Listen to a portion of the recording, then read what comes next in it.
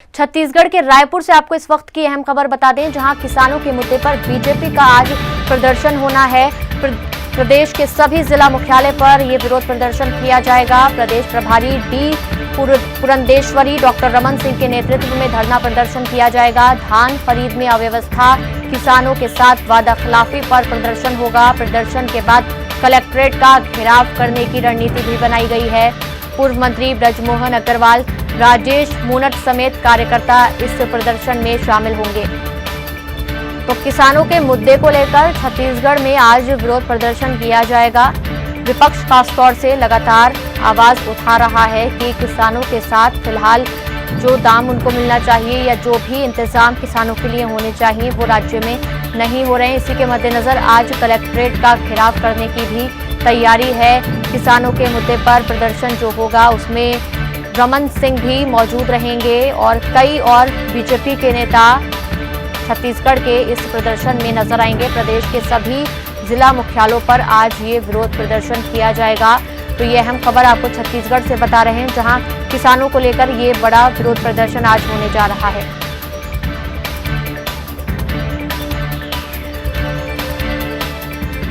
तो ये बड़ी खबर आपको बता रहे हैं छत्तीसगढ़ के रायपुर से, जहां पे आज किसानों के मुद्दों को लेकर, धान खरीद को लेकर या किसानों के साथ जो भी वादे किए गए थे उस वादे की बताया जा रहा है कि वादा खिलाफी हुई है। इसी के मद्देनजर आज ये विरोध प्रदर्शन किया जाएगा। ज्यादा जानकारी लेंगे हमारे ब्यूरो चीफ जुल्फिकार अली से। जुल्फिकार अली, क्या जानकारी मिल रही है? आज जो विरोध प्रदर्शन होने जा रहा है भारतीय जनता पार्टी की ओर से, इसको लेकर क्या कुछ तैयारियां देखने को मिल रही हैं? कौन कौन लोग इस विरोध प्रदर्शन में शामिल होंगे? भारतीय जनता पार्टी का आज प्रदेश स्तरीय विरोध प्रदर्शन किया जा रहा है। हालांकि सभी जिला मुख्यालय में भी होगा, राजधानी रायपुर में भी एक बड़ा आंदोलन भारतीय जनता पार्टी खड़ा करने जा रही है। और इसमें अगर देखें तो 2 साल तक भारतीय जनता पार्टी छत्तीसगढ़ में पूरी तरीके से शांत थी, लेकिन छत्तीसगढ़ में जैसे ही कांग्रेस के 2 साल पूरे हुए उसके बाद से लगातार भारतीय जनता पार्टी सरकार पर हमलावर है। और आज भारतीय जनता पार्टी ने किसानों के मुद्दे पर बड़ा प्रदर्शन आयोजित किया है, जिसमें प्रदेश भर से जो भारतीय जनता पार्टी के कार्यकर्ता हैं वो शामिल होंगे। जिला मुख्यालय में जिला कलेक्टर का घेराव किया जाएगा और वहां पर गिरफ्तारी दी जाएगी और ज्ञापन सौंपा जाएगा। भारतीय जनता पार्टी का सीधे तौर से आरोप ये है कि किसानों के साथ जो कांग्रेस ने वादा किया था उस पर वादा खिलाफी की गई है, उसे पूरा नहीं किया गया है। और जब से कांग्रेस की सरकार छत्तीसगढ़ में आई है, किसान लगातार परेशान हो रहे हैं।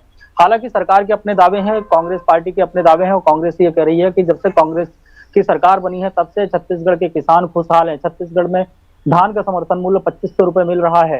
पूरे देश में कहीं पर भी इतना धान का समर्थन मूल्य नहीं मिल रहा है और केंद्र सरकार के व्यवधान के बावजूद भी छत्तीसगढ़ में धान की खरीदी की जा रही है। लेकिन वहीं विपक्ष जो है हमलावर है। विपक्ष का साफ कहना है कि धान खरीदी में किसानों को बेहद परेशानी हो रही है, बारदाने की कमी है, उनको सही समय में पेमेंट नहीं हो रहा है। पिछला जो धान किसानों ने बेचा था उसकी अभी तक चौथी जो किस्त मिलनी थी वो किस्त नहीं मिली है। इसके साथ साथ किसान छत्तीसगढ़ में आत्महत्या कर रहे हैं। इस तरीके के भारतीय जनता पार्टी के जो द्वारा आरोप लगाए जा रहे हैं। हालांकि सरकार के जो दावे हैं, सरकार के जो आंकड़े हैं उससे तो स्थितियां कुछ अलग नजर आती हैं। जैसा कि कल 21 तारीख को जो सरकार ने डाटा जारी किया उसमें धान 82 लाख मीट्रिक टन धान छत्तीसगढ़ के किसानों से खरीदा गया और जिसमें 19 लाख किसानों ने अपना धान बेचा है। और वहीं विपक्ष ये कह रहा है कि किसानों को परेशानी है। तो सरकार का दावा है, कांग्रेस का ये कहना है कि अगर किसानों को परेशानी होती तो 19 लाख किसान कैसे अपना धान बेचते। और 20 साल छत्तीसगढ़ को बने हुए हैं मध्य प्रदेश से अलग होकर, और 20 साल में सबसे ज्यादा धान की रिकॉर्ड खरीदी अब तक हो चुकी है और आने वाले 10 दिनों में धान की और खरीदी होनी है। तो जो लक्ष्य है 90 लाख मीट्रिक टन का, उससे पार धान खरीदी पहुंच सकती है।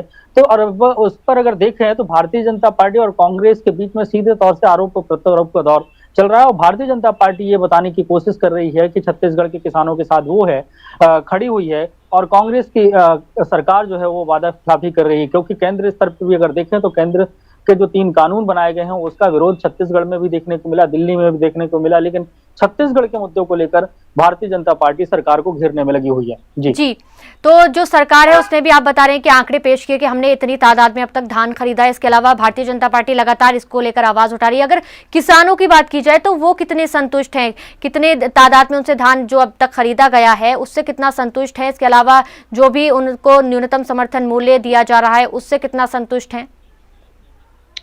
किसानों की संतुष्टि कितनी है ये तो अभी उसका आकलन किया जाएगा, लेकिन ये जरूर है कि कोरोना काल में जिस तरीके से सरकार ने व्यवस्थाएं की थी, और छत्तीसगढ़ में अगर देखें तो किसान अभी सड़कों पर उतना नहीं है। पॉलिटिकल पार्टी जो है सड़कों पर उतरी हुई है, जैसा कि दिल्ली में अगर देखें तो किसान सड़क पर उतरे हुए हैं। केंद्र सरकार ने जो 3 कानून बनाए हैं उसका विरोध चल रहा है। छत्तीसगढ़ में उन 3 कानूनों का छत्तीसगढ़ में विरोध हुआ, लेकिन छत्तीसगढ़ सरकार के खिलाफ जो किसानों का विरोध है वो उतना व्यापक तरीके से देखने को नहीं मिला। हाँ, ये जरूर है बीच बीच में किसान संगठनों की तरफ से ये बयान जरूर आते रहे हैं कि राज्य सरकार ने जो घोषणा की थी कि 2500 रुपए में धान समर्थन मूल्य पे खरीदा जाएगा, तो छत्तीसगढ़ सरकार 2500 रुपए में खरीद रही है।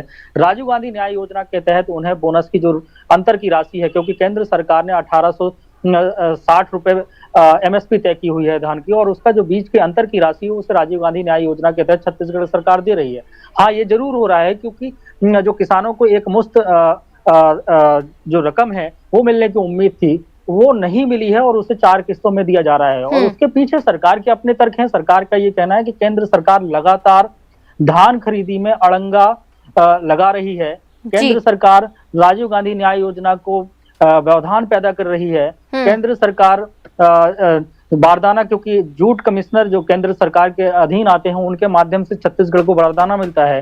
1,45,000 गठान बिल्कुल जुल्फिकार अली जी, बिल्कुल ये दिक्कतें आई हैं। जी, बिल्कुल। तो जिस तरीके से हम देख रहे हैं कि एक और तो सरकार आंकड़े पेश कर रही है, वहीं जो विपक्ष है वो लगातार आवाज बुलंद किए हुए है। फिलहाल बहुत बहुत शुक्रिया जुल्फिकार अली, ये तमाम अहम जानकारी हमारे दर्शकों तक पहुंचाने के लिए। चलिए बुलेटिन में बढ़ेंगे आगे, बात करेंगे अगली खबर की। छत्तीसगढ़ के रायपुर में मंत्री मोहम्मद अकबर ने प्रेस कॉन्फ्रेंस करके बड़ी घोषणा की है। प्रेस कॉन्फ्रेंस के जरिए उनका कहना है कि सभी सार्वजनिक वाहनों में GPS सिस्टम लगाना जरूरी है और निर्भया योजना से 60% और राज्य सरकार 40% राशि का वहन करेगी। वहीं 1 जनवरी 2019 से यह प्रक्रिया लागू की गई है, जिसमें फिटनेस चेकिंग के दौरान मॉनिटरिंग भी की जाएगी।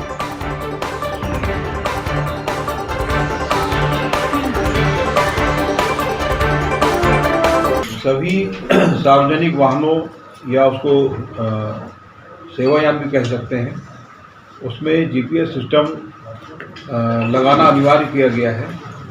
और ये निर्भया फंड से भारत सरकार से 60% की राशि प्राप्त हुई है। 15.40 करोड़ की पूरी योजना है, जिसमें 60% केंद्र शासन और 40% राज्य शासन के द्वारा वहन किया जाएगा। 1 जनवरी 2019 से इसको सभी नवीन वाहनों में, अभी जो नवीन वाहन विक्रय होते हैं उसमें ये सिस्टम लगा हुआ होता है। और GPS सिस्टम के साथ वाहनों में पैनिक बटन होगा। एक और देश भर के किसान दिल्ली की सीमाओं पर केंद्र की बीजेपी सरकार की ओर से लाए गए 3 विवादित कृषि कानूनों के खिलाफ बीते 1 महीने से ज्यादा वक्त से प्रदर्शन कर रहे हैं। तो वहीं दूसरी तरफ छत्तीसगढ़ में बीजेपी किसानों के लिए प्रदर्शन कर रही है। बीजेपी ये प्रदर्शन राज्य में धान खरीद की प्रक्रिया में किसानों के सामने आने वाली समस्याओं के खिलाफ कर रही है। वहीं राज्य के मुख्यमंत्री भूपेश बघेल ने इस संबंध में प्रदर्शन करने वालों को आड़े हाथों लिया है। मुख्यमंत्री भूपेश बघेल ने कहा कि लाखों किसानों की धान की उपज खरीदी गई है और उनको भुगतान भी कर दिया गया है। उन्होंने कहा जो लोग व्यवस्था से संतुष्ट नहीं हैं या जिनकी उपज बिकी नहीं है उन्हें तो प्रदर्शन का अधिकार है, लेकिन जिन्हें कोई दिक्कत नहीं है उन्हें ऐसा नहीं करना चाहिए।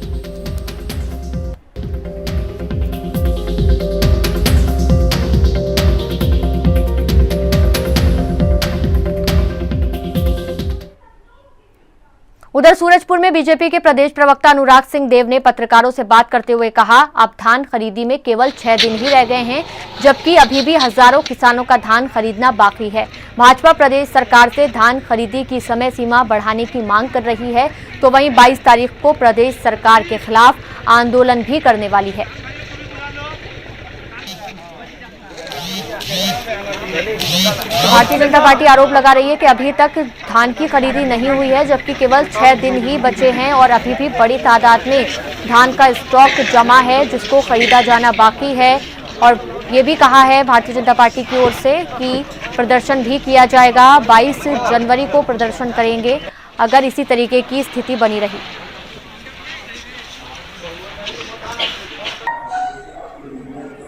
नीतियों में ताले लगे हुए हैं, सरकार उठाव नहीं कर रही है। दूसरा बात, केंद्र सरकार ने लगभग 24 लाख मीट्रिक टन चावल हेतु 36 लाख मीट्रिक टन, कुल करीब 70 लाख मीट्रिक टन, मतलब 24 लाख मीट्रिक टन चावल के उठाव के लिए सहमति दे दी है सैद्धांतिक, और वो उठाव की प्रक्रिया भी शुरू हो गई है। लेकिन सरकार अभी तक वो ओवरफ्लो दिखाकर उन समितियों में धान, चूंकि नीति ही सरकार की है कि किस तरीके से हम धान खरीदी कम करें, तो उसको रोकने का प्रयास।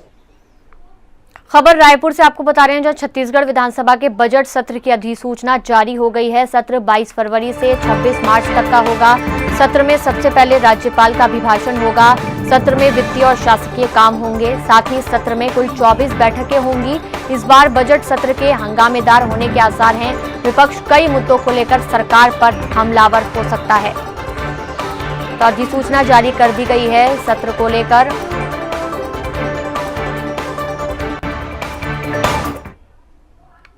राजनांदगांव जिले की धर्मनगरी डोंगरगढ़ में हिंदू युवा मंच के सदस्य वेब सीरीज में हिंदू देवी देवताओं पर आपत्तिजनक सामग्री दिखाए जाने से नाराज हैं।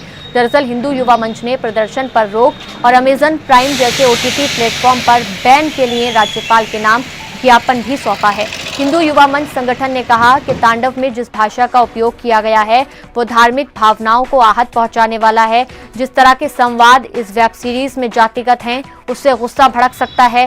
वेब सीरीज के निर्माता निर्देशक अब्बास अली और सैफ अली खान का आस्था के साथ खिलवाड़ है और अमेजन प्राइम ओटीटी प्लेटफॉर्म और तांडव वेब सीरीज पर बैन लगाने की मांग करते हुए महामहिम राज्यपाल के नाम ज्ञापन सौंपा है।